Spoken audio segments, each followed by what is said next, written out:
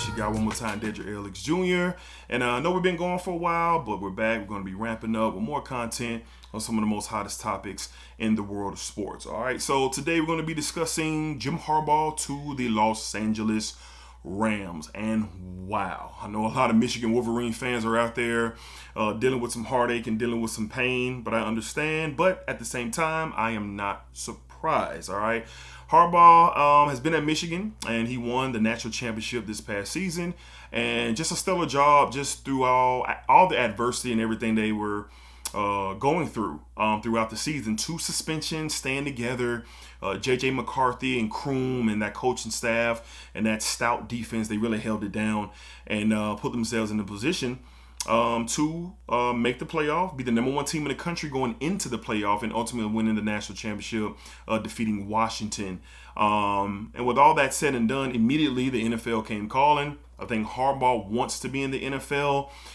He was a previous head coach with the San Francisco 49ers, got to a Super Bowl, ironically, where he faced his brother, his older brother, but he lost. And with him losing, I don't think that taste in his mouth has gone away. Harbaugh played for the Chargers. He's been a quarterback in the NFL, and he was a good one. He was a good quarterback, all right? So his roots and where he wants to dig in is in the National Football League. So not really surprised by the hire. I did teeter back and forth to see if to think that Harbaugh would stay at Michigan and be the king and be a made man. And he didn't. He decided to go elsewhere, and I think that's where his heart went. I saw the comment where Jim Harbaugh was running to the Los Angeles Chargers, and I would run too. If you have the talent that they have on the offensive side and the defensive side, he has a great talent at quarterback in Justin Herbert. Let's keep it real. The Los Angeles Chargers were just missing a head coach. That's it. They were missing a head coach. That's all they were missing. Brandon Staley just wasn't the guy. They got in the playoffs. They really didn't make any noise. We know the collapse in Jacksonville a couple of years back, and they never recovered from that. Herbert getting hurt earlier, a little bit past midway through the season, this past season, and sitting down, and they clean house. GM gone, head coach gone. But now you're bringing in a guy who's a culture shifter in Harbaugh. You're bringing in a guy who's strong and stout with the quarterback position. He's going to get the best out of his players. Everywhere Harbaugh has gone, he has flipped the program upside down in a good way.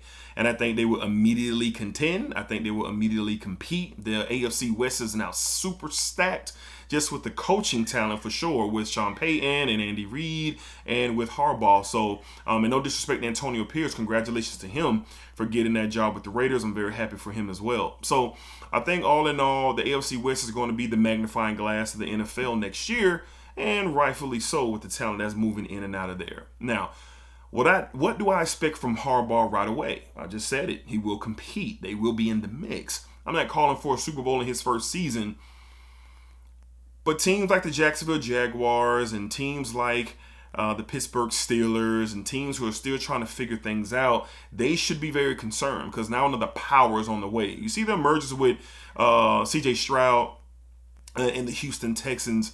They're not going anywhere. And, you got teams that are reemerging after down years, and the Chargers will be one of those teams. So look out. The Buffalo Bills and everybody who has not been able to get to where they want to be, look out. There's going to be another contender right away. All right. So huge fan of Harbaugh. He's a culture builder. He's a strong head coach. His players love him, and he's able to dial everybody in to the culture that he's going to set. I would love for the Chargers to get away from those powder blue uniforms. Get them out of here.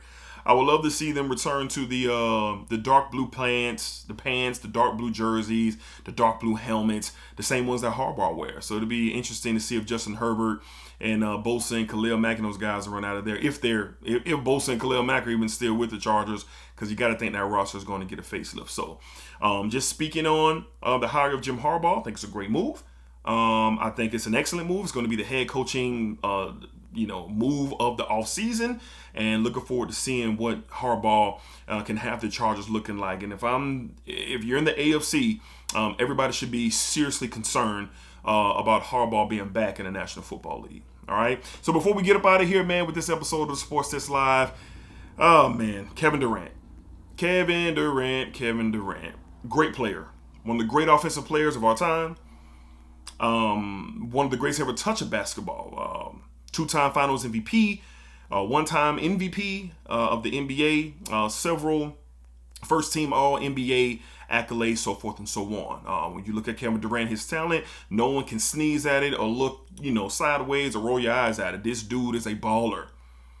But Kevin Durant is not in the GOAT conversation. And I don't know if he ever will be. One of the most talented? Yes. Offensive genius? Yes. Can pull it from 60? Yes. He can do every single thing you want him to do with the basketball. But when you talk about GOATs, I'm sorry. Accolades are a part of this. We need more accolades. We need more titles. We need more MVPs. The gentlemen who are in the GOAT conversation, from Jordan to LeBron to Kobe to Wilt Chamberlain, Larry Bird, Magic Johnson, whoever you want to consider your GOAT, Tim Duncan, who, my God, no one ever puts Duncan in the GOAT conversation.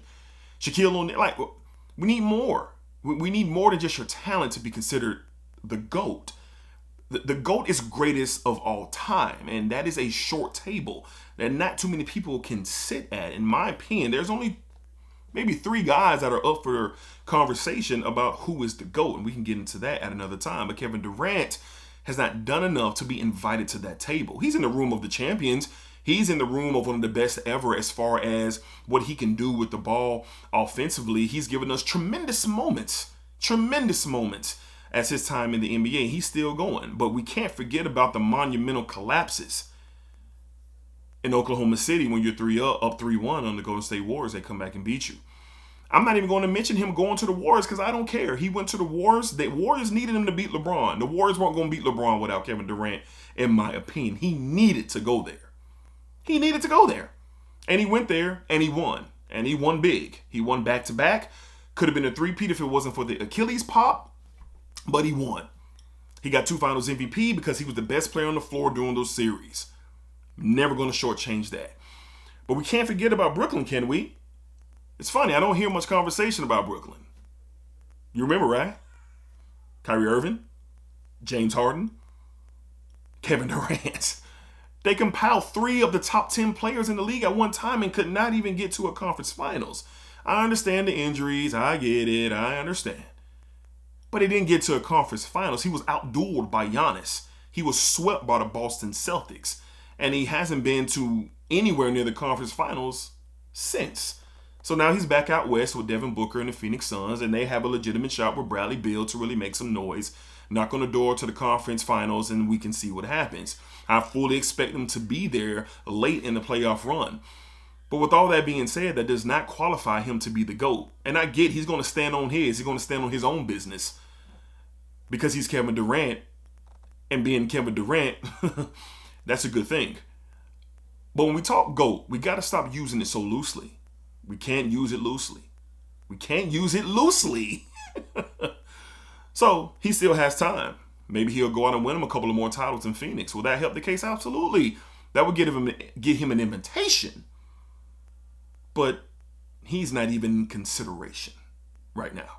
All right. So I want to speak on that. I'm a huge basketball fan, and I watch these games and I watch these players, and it's all opinion based, right? You have your opinion and I have mine. And in my opinion, Kevin Durant is not in the GOAT conversation. And I would ask respectfully for anyone who wants to make a case for Durant, don't be a fan.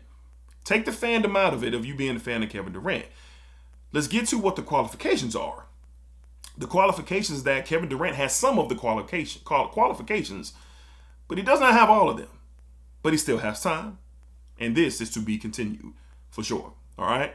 So we're going to get up out of here, man. More content coming along the way. We did the WWE Royal Rumble show. Shout out to my guy Ross for pitching in and having us a great show on the live stream. So more content will be coming from Sports Test Live. And we'll be talking on some of the hot topics daily, weekly, monthly for your viewing pleasure. If you like what you're seeing, like what you hear, please hit that subscribe button.